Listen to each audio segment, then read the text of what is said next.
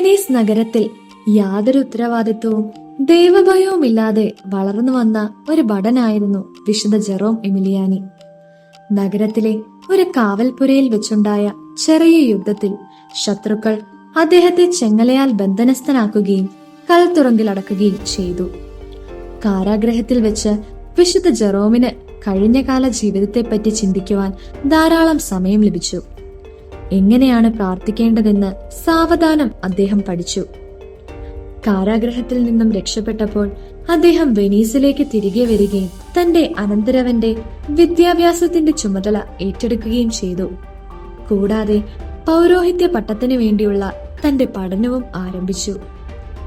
പൗരോഹിത്യ പട്ടം ലഭിച്ച് വർഷങ്ങൾക്ക് ശേഷം സാഹചര്യങ്ങളും സംഭവങ്ങളും അദ്ദേഹത്തെ പുതിയൊരു തീരുമാനമെടുക്കുവാനും പുതിയൊരു ജീവിത രീതി സ്വീകരിക്കുവാനും പ്രേരിപ്പിച്ചു.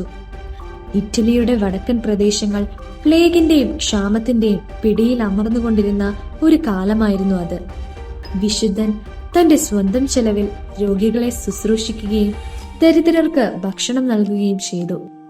തന്റെ സ്വത്ത് മുഴുവനും പാവങ്ങൾക്ക് ദാനമായി നൽകി. ശേഷിക്കുന്ന ജീവിതം അനാഥരായ കുട്ടികളുടെ സേവനത്തിനായി സമർപ്പിക്കുവാൻ അദ്ദേഹം തീരുമാനമെടുത്തു.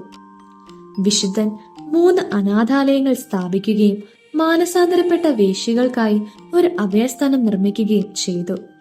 കൂടാതെ അദ്ദേഹം ഒരു ആശുപത്രി കൂടി പണി കഴിപ്പിച്ചു. ഏതാണ്ട് 1532 വിശുദ്ധ ജെറോമും വേറെ 2 വൈദികരും കൂടി അനാഥരെ ശുശ്രൂഷിക്കുന്നതിനും യുവാക്കളുടെ വിദ്യാഭ്യാസത്തിനുമായി ഒരു സന്യാസ സഭ സ്ഥാപിച്ചു. രോഗികളെ ശുശ്രൂഷിക്കുന്നതിനിടയ്ക്ക് രോഗബാധിതനായ വിശുദ്ധ ജെറോം എമിലിയാനി 1537 കർത്താവിൽ അന്ത്യനിദ്ര പ്രാപിച്ചു.